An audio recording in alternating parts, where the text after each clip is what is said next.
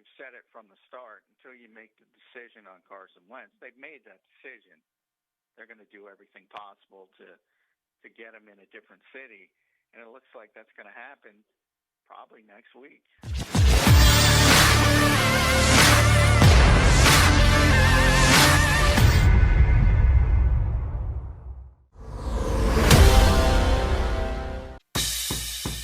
You're listening to the JAKIB Media Sports Network in partnership with AM 1490 Sports Betting Radio. Subscribe to the JAKIB Media channel on YouTube for access to all daily sports content.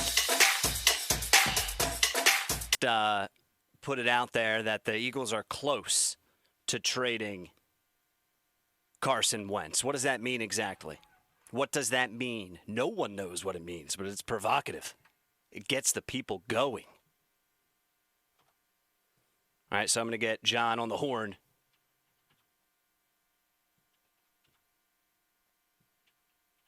To talk about that report amongst other items. All right, so we got plenty to discuss with Johnny Mack. And John, are you with us?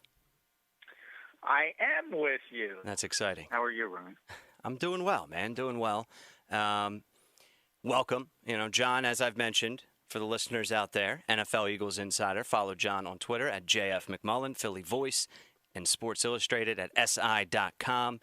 And make sure you listen to Extending the Play tomorrow morning, 10 a.m. to 11 a.m. John is the host. And, John, you have Colin Thompson joining the show tomorrow, correct?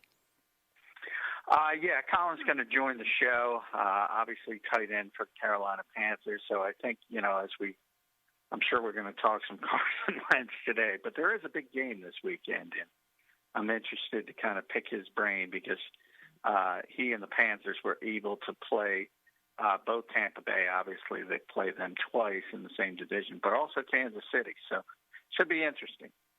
What time is Colin? Colin's going to jump on about 10:15 for the rest of the show, so we'll get plenty of time with him. And obviously, as you know, hopefully it's not going to be for a while because hopefully he's going to stay in the NFL. But he's a heck of a broadcaster as well. So a little bit of Greg Olsen, another Carolina tight end, very good on the radio and TV. There you go. So 10 a.m. tomorrow, John McMullen hosts Extending the Play with NFL tight end Colin Thompson, who's knowledgeable, entertaining, and not going to want to miss him and John talk about Super Bowl, Eagles, and more. All right, John, so here we are. And I said this to open the show. Amazing. Every day this week, we've been talking about the same topic. And listen, it's a big deal, all right? And national networks are talking about it. But every day, there's been a new report or new piece to this puzzle. And now, today there was more. And I saw just 30 minutes ago, John Clark posted that the Eagles are allegedly close to a deal. So give us your updates here tonight. Yeah, they are closing in on a deal, and it seems like the whispers around the league is something will get done next week at some point. And we'll see. I mean, it is lying season, as they like to call it in the NFL, as you sort of get this ramp up after the Super Bowl and until free agency.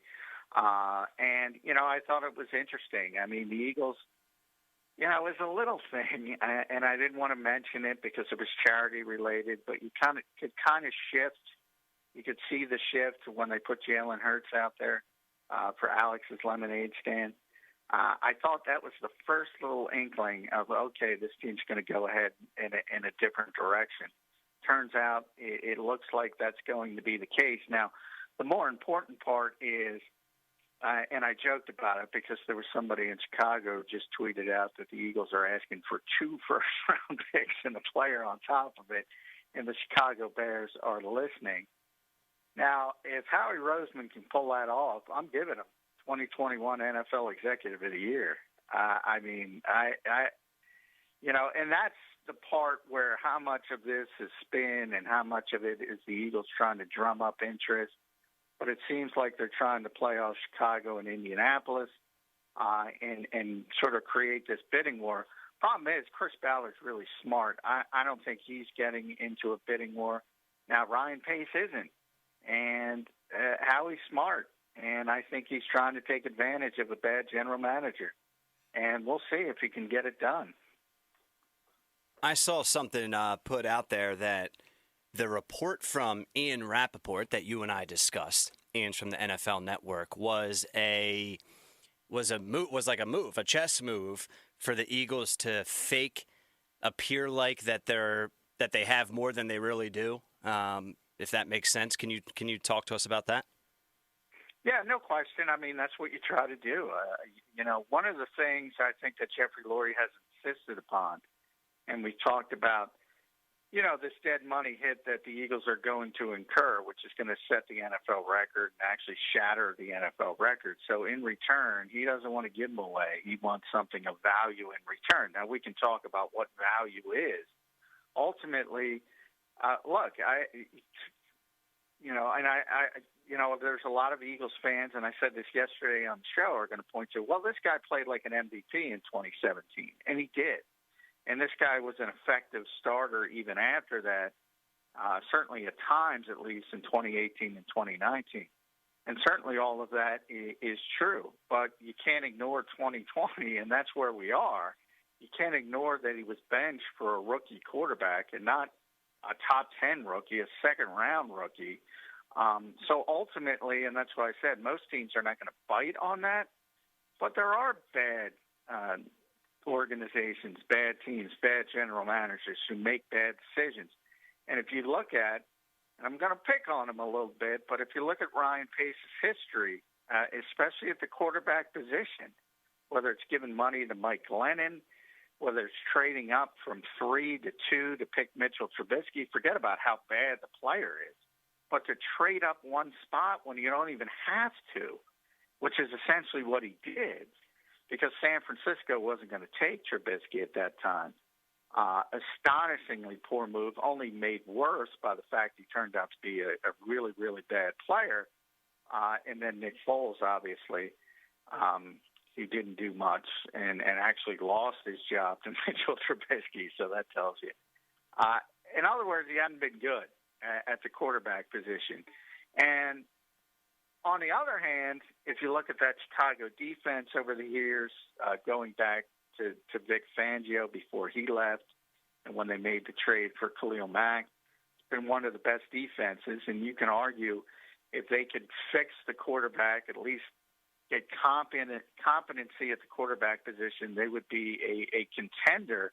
And I think that's how Ryan Pace is looking at this. And how do you get a quarterback if you're not going to get a veteran quarterback? So he seems to be the one guy the Eagles are focusing in on and trying to, lack of a better term, fool. Because think of it this way, Ryan.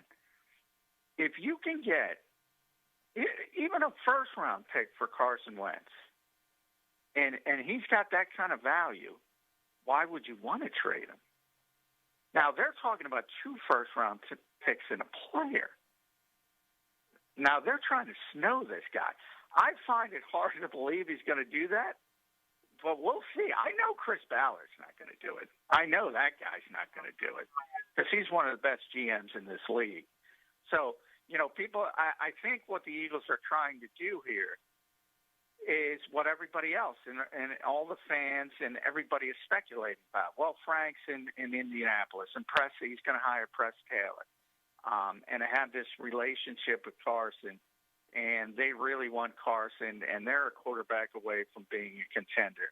And they're taking that to Chicago and trying to snow Ryan Pace. That's what I think is going on here. John, what do you mean when you say why would you want to trade him?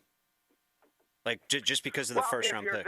If you're that valuable, and other teams look at you and say you're that valuable, why wouldn't you do everything in your possibility to say, okay, that means people outside this organization think whatever excuse you want to make for Carson's poor 2020 season, poor coaching,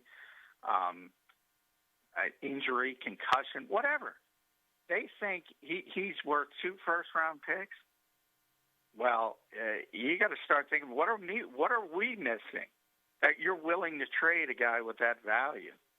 Yeah, see, I disagree with that because let him think that. Like you should know better than anyone else. You've been dealing with him firsthand. You feel like his attitude, his play on the field, whatever it is, even things that we probably aren't privy to know, you're saying, all right, you know what? Let's get him out. So if they want to overpay because you don't feel like he's worth that and you're getting that, like then do it. Like I wouldn't want a GM to not make a trade because of the offer that they're getting. No. Yeah. You're misunderstanding what I'm saying, Ron. Okay. Well, I said, they're trying to snap.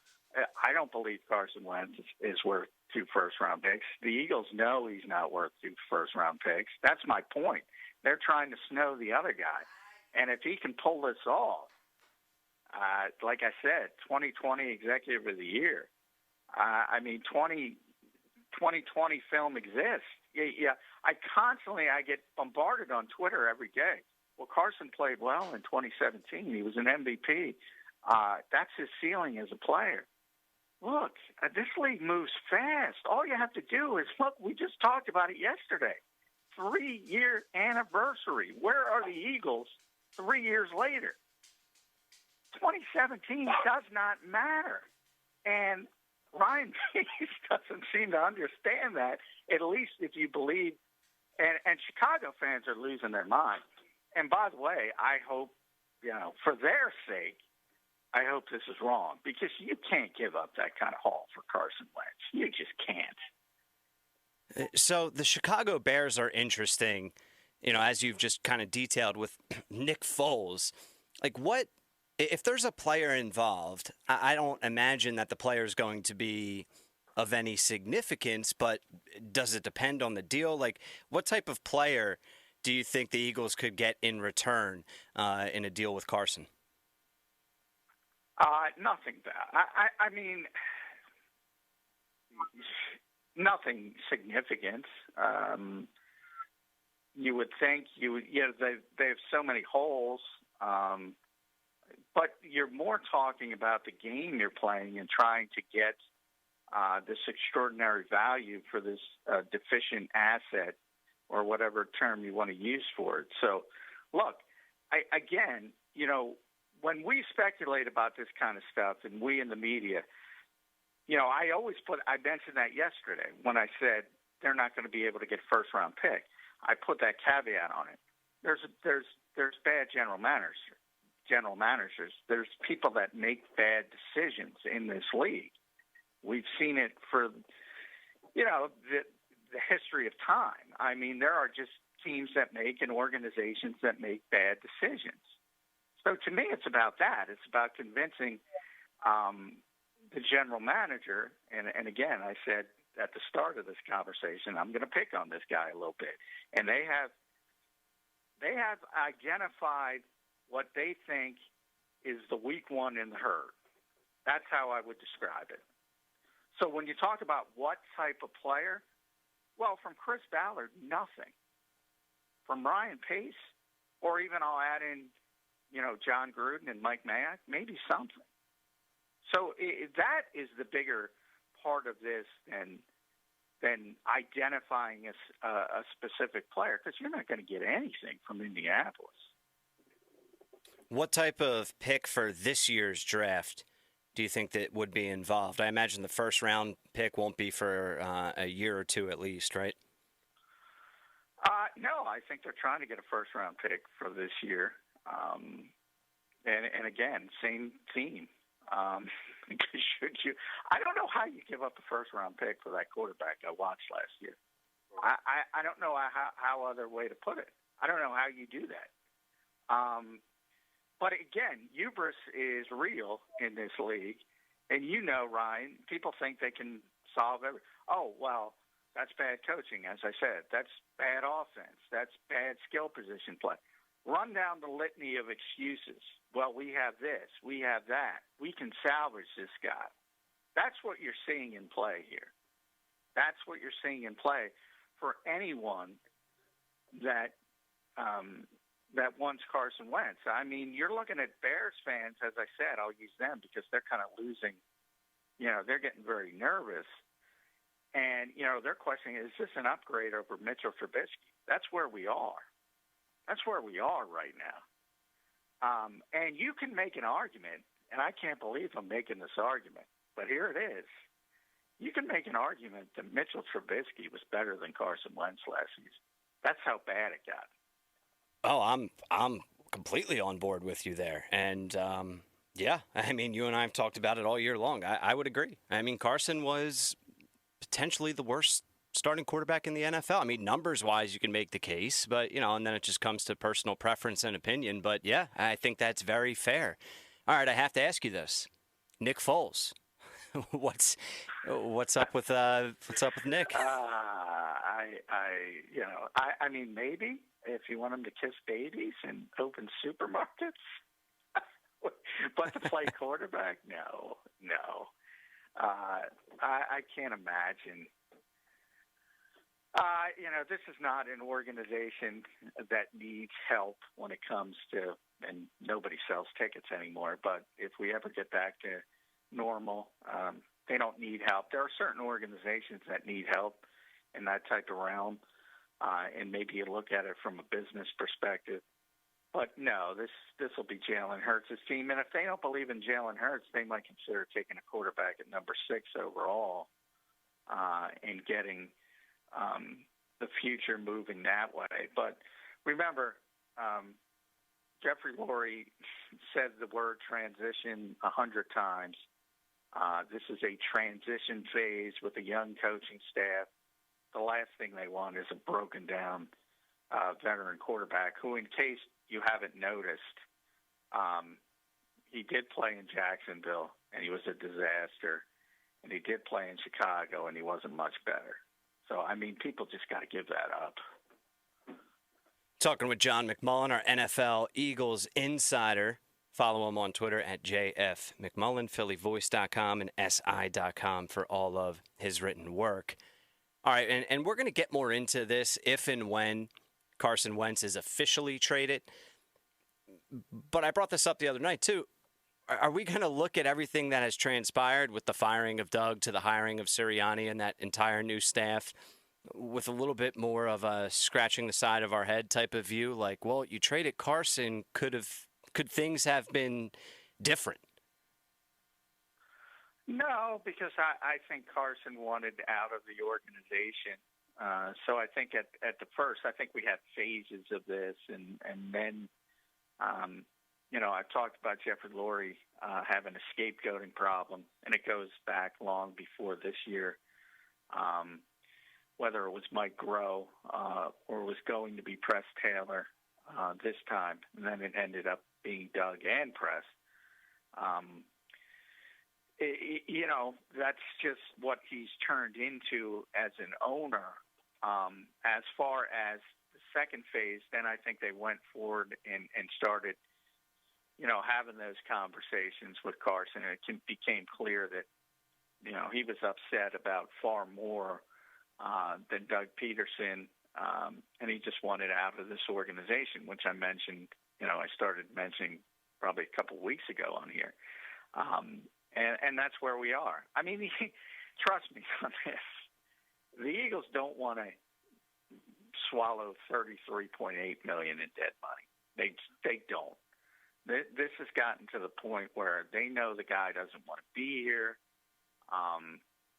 and it's gotten to the point where there's no even questioning about rebooting or rebuilding or reclamation projects. He's got no interest in that. So you start from an organizational standpoint, as I said.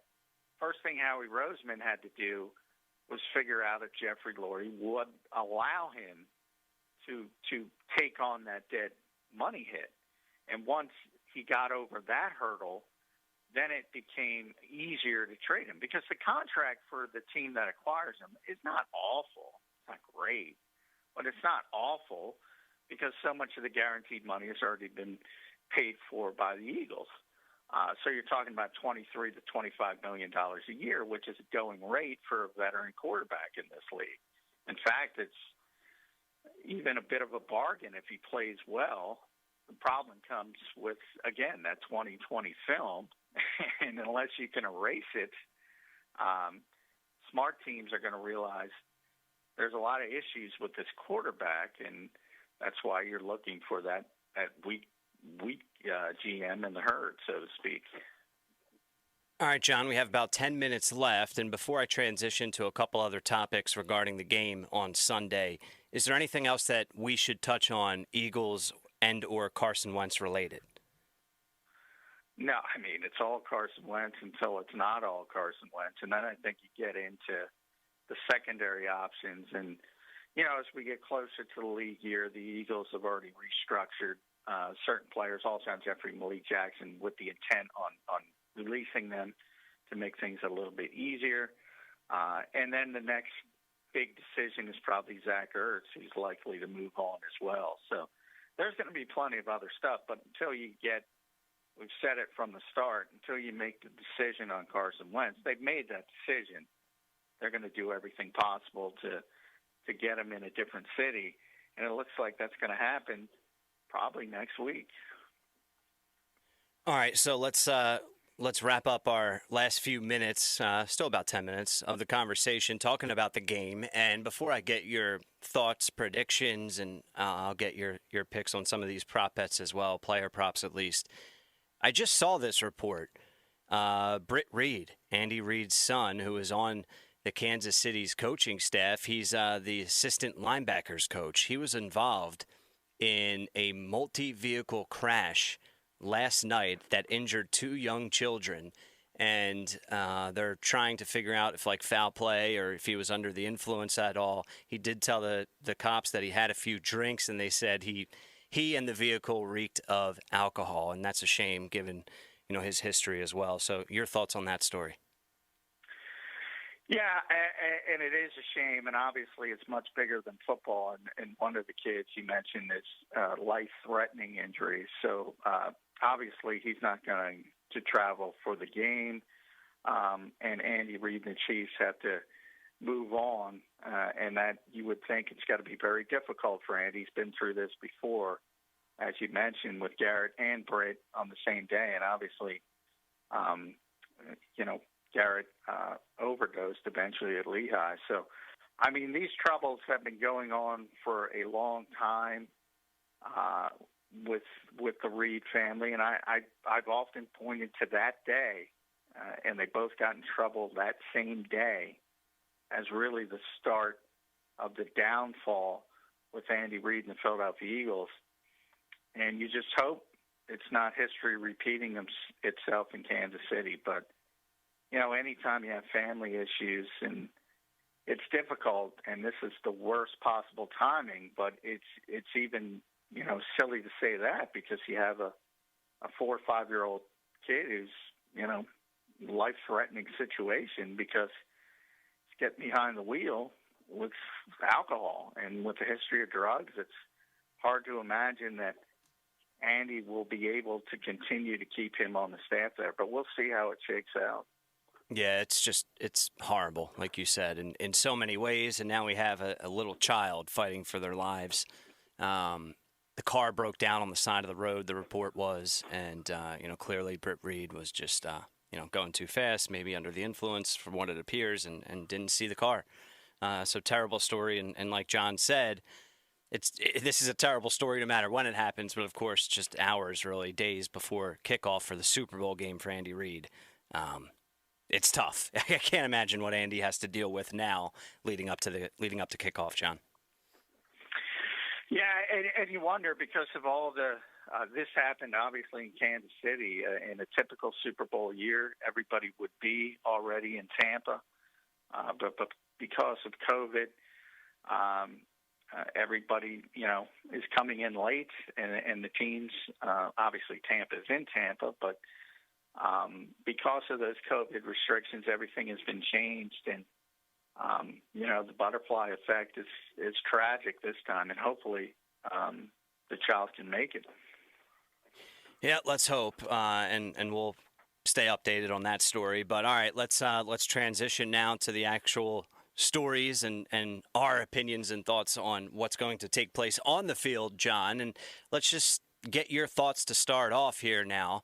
Tampa Bay, the underdog, playing in their home stadium, and not the same impact as it would be for any other year. And not that it would be 80,000 fans from Tampa, but it would be a different dynamic for sure, given the circumstances of this year with the pandemic. But your thoughts on how the game's going to play out? The Chiefs not 100% with their offensive line. We know Tampa Bay's front seven and their defensive line, how dominant they've been at times throughout the year.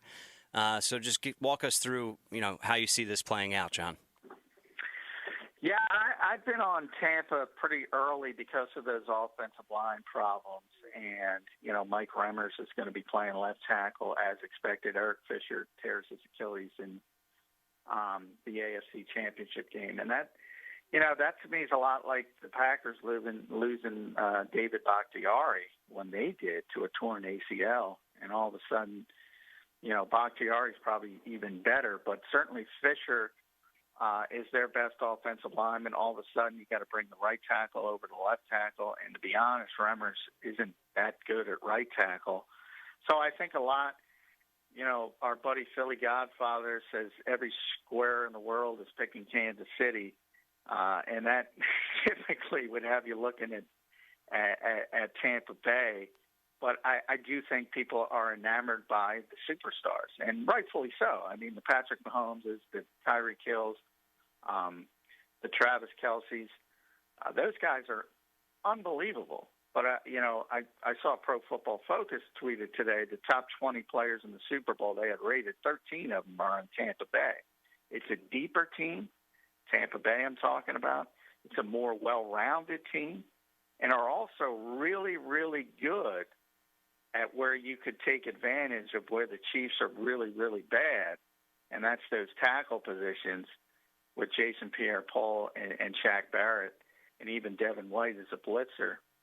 I like the matchup, man. I like Tampa Bay, and we're not even talking about we just mentioned the horrible situation going on with Andy Reid. That's got to have an effect as well.